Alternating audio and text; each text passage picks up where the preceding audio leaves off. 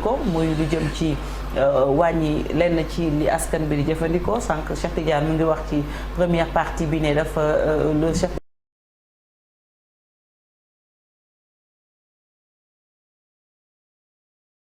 de l'État allège le panier de la ménagère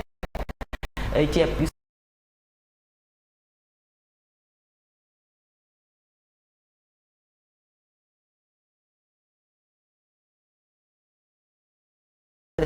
allège le panier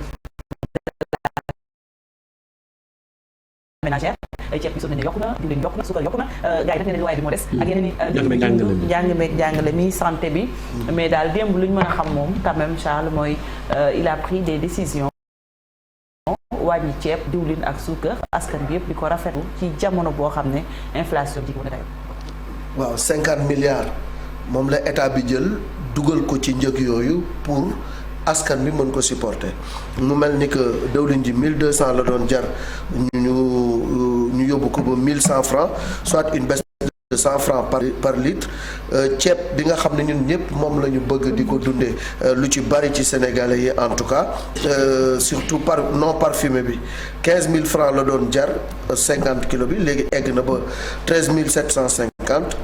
man nag non parfumé ñu ci bari aussi duñ koy jëfandikoo yéen jigéen ñi dafa mel ni parfumé bi moo leen gënal. mu mel ni 25% lañ ci wàññi. suukar bi 625 la doon jar 600 francs lay jar.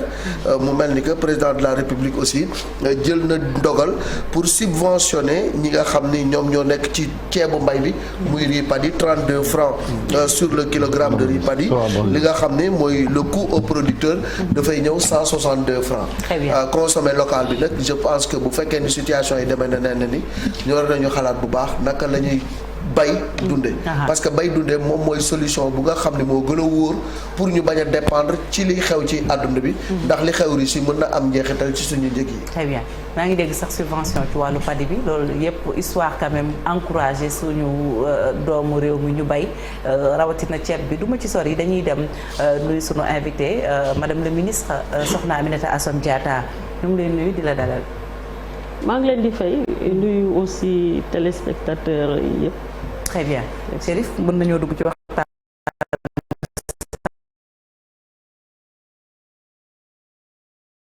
rek Malick mi ngi wax ci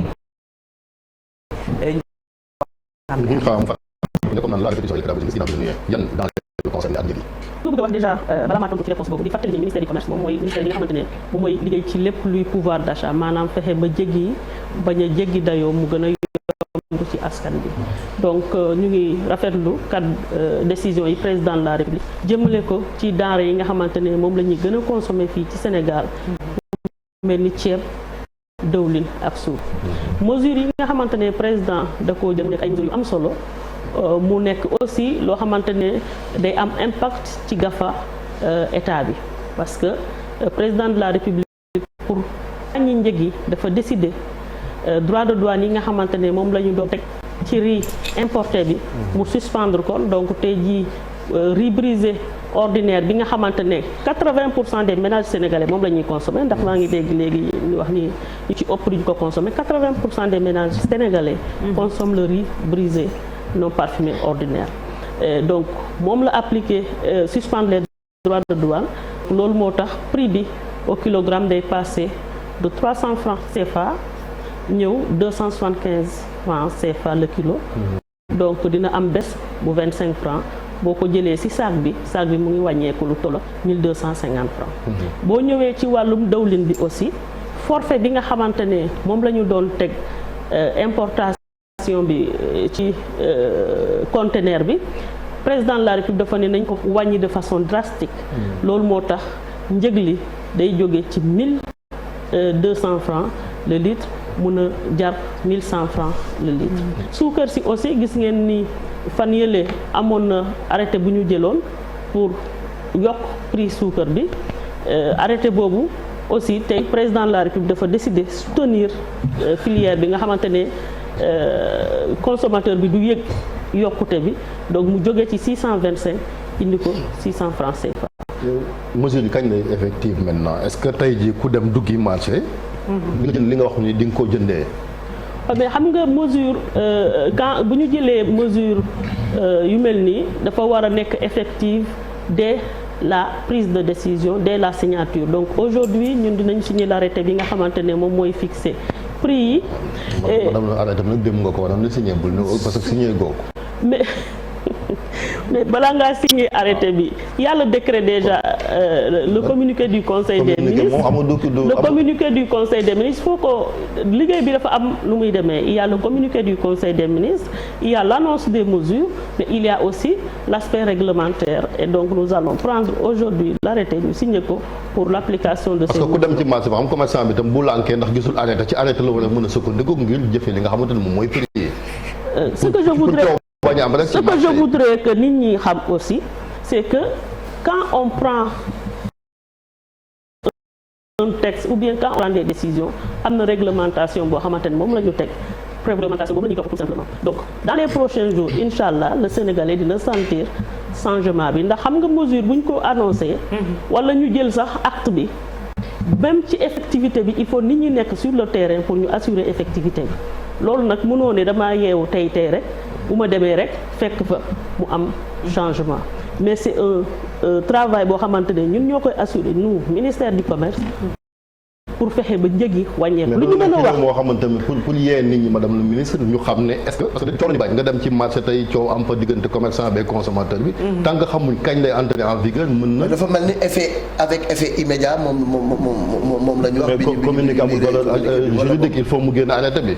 waaw li ma wax léegi nee naa leen si arrêté bi dañ koy signer aujourd'hui xam nga ni donc mesures yi dinañ ko appliquer de façon immédiate dès que l'arrêté sera signé li ñu mën a assurer moom mooy tey jii ñi nga xam ne dañoo importer mooy ceeb bi parce que ñun balaa ñuy jël mesure bi gis nañu quantité yi nga xamante ne moo nekk ci entrepôt yi ñu waroon ko dédouaner gis nañu huile bi aussi donc yooyu yëpp déjà ça veut dire que ñooñu déjà bu ñuy dugal seen produit boobu sur le marché la mesure s'applique de façon immédiate maintenant beneen travail bi moom mooy ñun tey jii bu ñu demee au niveau sama service yi sur le terrain déjà il y a la partie sensibilisation parce qu'il faudrait que ñu xam ni ñun si suñu liggéey du ñu jiital rek sanction il y a la sanction il y a surtout aussi la communication la sensibilisation et pour wàllum sensibilisation pour ñu jël ko en charge dañuy associer toujours ñi nga xamante ne ñoom ñoo nekk ci association jiite association commerçant yi donc lii mesures yi balaa ñu koo jël dañoo waxtaan ak acteurs yépp ñoom ñépp ñu xam ni jot na ku nekk def effort pour aussi ñu jàppalante fii au Sénégal donc l'État a fait des efforts ñoom ci seen bopp nangu nañu def effort waaye ñoom ci seen bopp nangu nañu aussi porter communication pour sensibiliser seen membres pour ñu respecter prix yi donc processus boobu ñu ngi ci et je pense que incha allah dinañ ci àgg. waaw ma ne mesure yi madame le ministre bu ñuy jël mesure yi président buy jël mesure yi pendant ce temps kooku Ukraine ak Russie ñu ngi am ay problème te est-ce que bu amee maanaam augmentation prix du blé mu am augmentation prix pétrole ba pare enseignants yi am lu muy laaj est-ce que am na xalaatu anticipation pour que affaire gën a bañ a metti pour Sénégalais yi. My job is to make college easier because students have a lot on.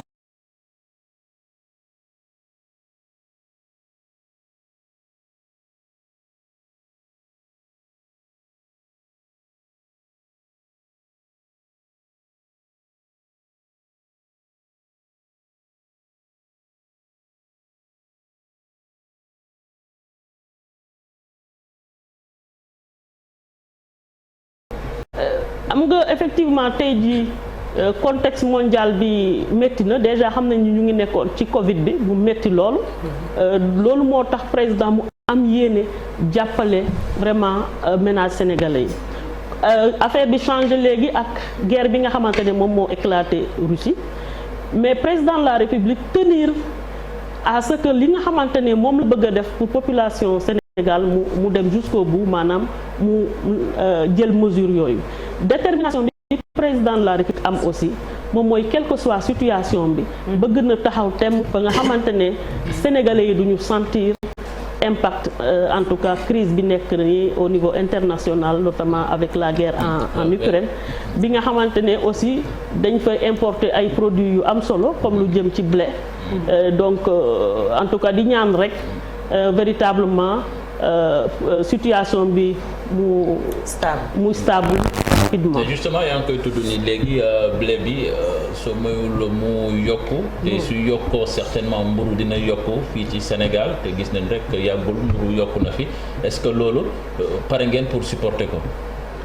li ma wax sànq mooy le président de la République ci politique sociale am ndax boo xoolee le président de la République depuis bi mu nekkee ci boppu réew mi dafay jiital toujours politique sociale pour fexe ba vraiment njëg yi wàññeeku ndax gis nañu njëg yi fu mu tolloon en 2012 ak li mu mesure yi mu fa indi mesure yooyu ñu appliqué ko ba 2019 bi ñu duggee ci pandémie bi le changement yi am mu jël ci ay mesures de façon progressive parce que tamit booy dimbali population bi da nga koy def de façon progressive mais doo jël li nga am yëpp def ko ci benn yoon donc pour le blé moom defoon nañ ci ay jéego parce que le blé aujourd'hui amatul benn taxe bu ci tegu amatul benn droit de douane bu ñu ci appliqué donc ça veut dire que bu fekkente ne situation bi empiré na ba prix yi gën a yokku ba ñi nga xamante ne ñoom ñoo nekk ci filière bi les meuniers mënatuñ ko supporter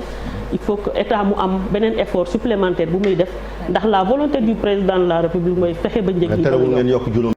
dërëm ci miisu mburu bi. mais c'est tout à fait normal moom laa wax xam nga il faut aussi ñun Sénégal qu'on soit aussi raisonnable xam nga dans la vie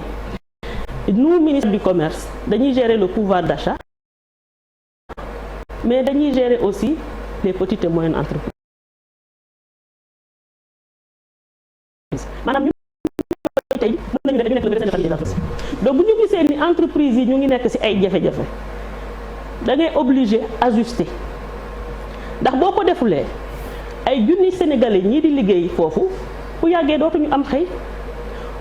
bu ko defee nag day gën a métti ci njaboot. mais état bi mën naa laal ci lim moom comme ni ko suspension. mais moom parce que xam nga fii fi ma la wax ni ci ceeb bi dafa amoon ay droits de douane yi des moo tax état mën koo laal. donc de façon progressive la ñuy liggéeyee ndax lii mesures yi yëpp imaginer bu fekkente ne bi crise bi tàmbalee depuis janvier dañoo jékki-jékki rek jël mesures yi yëpp kon nan la ñuy def ci diggante bi donc ay mesures boo koy def da nga ci ànd ak dal ak xel bu en tout cas bu ubbeeku bu ko defee nga mën a anticiper def ko de façon progressive situation bu ci nekk ak li mu soxla loolu mooy tax état bi mën a supporter mbir mi. Madame le ministre ñu ngi rafetlu li nga xamante ne état du Sénégal def na ko maanaam wàññi yenn prix yi waaye tey ndax am ngeen yenn mécanisme yoo xamante ne mën ngeen di fas yéene teg ngir fi ak quelques mois voire des années ñu retourner waat à la case de départ maanaam njëg yi delluwaat fi nga xamante ne foofu la nekkoon. nous notre politique gouvernement du Sénégal xam ngeen président de la République autosuffisance dafa nekk lu ko ñor boo xoolee d'ailleurs beneen mesure bi mu jël moom mooy soutenir la filière locale ndax xam nga ñun souvent dañuy jiital baisse des prix am na solo mais baisse des prix bi li war a gën a am lu war a gën a soxal les Sénégalais moom mooy fexe ba ñu am production nationale boo xamante ne dafa taxaw te xam nañ ni ñun fii facteur de production yi. Madame le ministre nga baal ma mais dafa mel ni comprendre sama question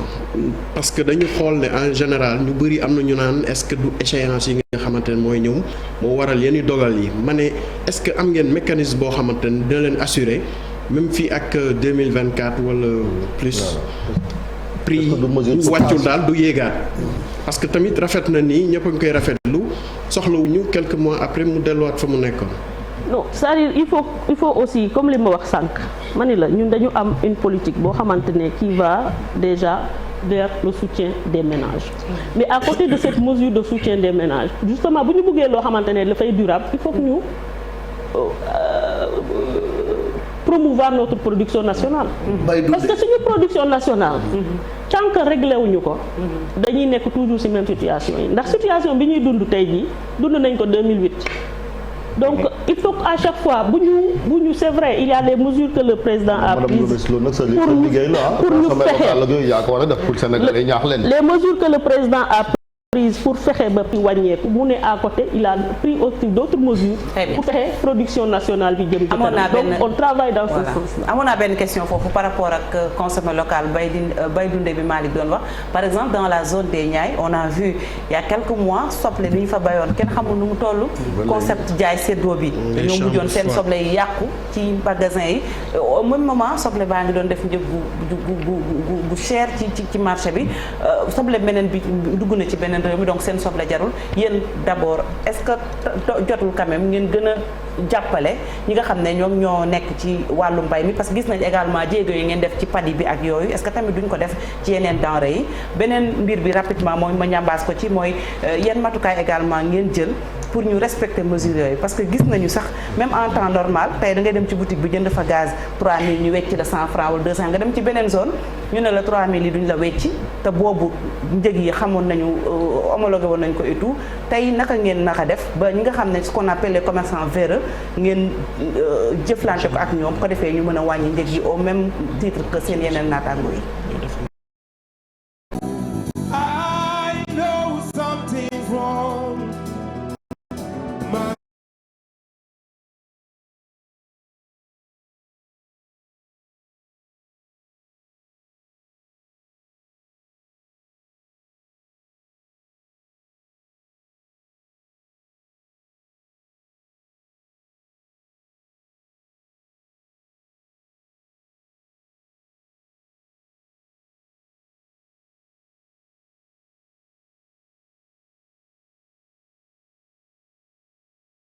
waaw xam nga mbir boo gis dafa am ñoo xamante ne dañu jub loo leen wax dañ koy def mais am na ñoo xamante ne toujours ñoom du ñu def li nga xamante ne moom lañ leen sant donc loolu moo tax ñu teg les sanction bi moom mooy pour ñi nga xamante ñu respecté mais ki nga xamante ne respecté wul parce que ñun suñu service yi ñu ngi sur le terrain quotidiennement chaque jour dafa am ay brigade sur l'étendue du territoire national pour xool njëg ñi waaye xam nga brigade yooyu du ñu nekk en permanence ci boutique bi ndax dañuy wër rek donc loolu foofu la ñuy soxlaa aussi consommateur bi bu jouer un rôle ndax ñun Sénégal amuñu culture dénonciation te bu ñu dénoncé wu nit ñi dañuy continuer di def lu leen neex mais bu fekkente ne dénoncé nañu nit ki ñu sanctionné ko ndax sanction bi moom dafay xam ne li mu gagné ci produit bi mu yokk ak sanction bi nu mu toll xam du ko jaral mais bu fekkente ne du ñu dénoncé ba nit ki kenn du ko sanctionné naturellement dañuy dénoncé fooy wootee parce que est-ce que tey organe bu nga xam ne bu fekkee ne gis nga prix normal ñoom ngay woo saisir leen beneen bi nga des bi may ñambaas ci contrôle bi ba léegi tey commerçant yi dañ lay wax ni mesure bi biñ koy jël dafa fekk ñun ñu am stock bu nga xam ne ci beneen njëg lañ ko jënde ndax njëg boobu tey dina concerner loolu nga xam ne ba nga koy jënd da nga ko jëndee au prix fort. D'abord maa ngi ñëwaat ci wàllum oignon bi ndax mu nekk lu am solo parce que président de la République politique agricole bu am solo la indi Sénégal moo ñu indil tey ji production bi nga xamante ne dafa dépassé suñuy besoins en réalité mais jafe-jafe bu ñu ci am surtout moom mooy jafe-jafe consommation xam nga bu ñu waxee ni produit importé bi moom mooy concurrencer produit local bi ñi koy wax dafa fekk amuñu ci lu leen leer dañuy wax nii rek parce que ñun déjà chaque année ay bu ñu entre décembre et janvier rek dañuy suspendre li nga xamante ne moom mooy importation pour fexe production nationale bi bu nekkee sur le marché ñu mun ko écouler mais ce qui se passe mooy lan petits producteurs yi dañu jànkonteel ak yeneen sénégalais ay agro-industriels mais aussi d'autres investisseurs yoo xam dañoo ñëw investir ci production maraîchère et donc produit bi day ñu rondoo bu ñu rondoowee naturellement dafay bare ci marché bi donc tey li ko mën a régler moom mooy les infrastructures ay chambres froides président de la République mu jëloon décision soutenir la construction des chambres froides am na ay entreprises yu ci nekk di liggéey am na déjà 3 entreprises yoo xamante ne avancé nañ bu baax ci construction de ces chambre froide donc ñu ngi am yaakaar ni dina am amélioration maintenant concernant njëg yi li ñu mën a wax moom mooy effectivement commerçant bi c'est toujours ce qu'il dit ci temps bu njëkk ba amoon na ay méthodes yoo xamante ne moom la ministère du commerce doon utiliser mais aujourd'hui ce n'est plus le cas c'est-à-dire aujourd'hui bu ñu jëlee mesure bi dafay appliqué wu parce que bu amee yokkute da nga koy appliquer aussi. Donc looloo tax mais bu njëkk bu temps contrôle économique balaa bu dee prix dafa war a yokk. dañuy ñëw xool li nekk ci magasin yi. bu ko defee bu dee am na plus-value dañ koy reverser à l'État. donc bu État naree wàññi aussi dafay xool bu fekkee am na moyen-value mu mun ko rembourser commerçant bi. mais maintenant avec la libéralisation loolu yëpp amatul. impliqué ngeen organisation commerçante ci mesure bi. waaw c'est-à-dire nous déjà mesure bi balaa ñu koo jël dañoo organiser plusieurs réunions. avec les importateurs les distributeurs ñoom ci seen bopp comme li ma ko waxee ñoom. ils sont conscients ils nekkoon nañu disposés engagés pour accompagner état bi pour ñu mën a am baisse. démb am na beneen rencontre aussi avec les organisations de commerçants président de la République recevoir na leen. et donc ñoom aussi ñoom ñëpp ñu ngi nekk engagés fermement pour ñu atteindre objectif bi ndax mbir mi ministère du commerce kese mënu koo régler. commerçants yi kese mënuñu koo régler mais ñun ñëpp ensemble ñoo ko mën a régler c'est pourquoi aussi consommateur bi il faut que mu jouer rôle am. Chérif rapidement sama laaj léegi mooy ñi nga xam ne dañu jëndoon ci benn njëg mesure bi daanu ñoom en général dañ lay wax stock bi ma yor malheureusement waaw dama koy jaayee la nga xam ne moom laa ko doon jaayee ba mu jeex beneen stock bi ma soog a appliquer prix yi loolu tamit ndax am ngeen moyen de contrôle ba nga xam ne doo leen gaañ tamit commerçant bi. li mu wax nii moom laa tontu léegi nee naa mesure bi bu ñu ko jëlee dafay appliqué wu parce que bu amee yokkute commerçant bi da koy appliqué. Très bien. c'est-à-dire dans le temps avant amoon na distinction. mais depuis la libéralisation. bu yokkee yaa ngi appliqué sa augmentation donc bu wàññee ko da ngay. madame le ministre dernière question parce que dañu war voilà donc fan yee ñu génn maanaam je pense c'était le 7 décembre 2021.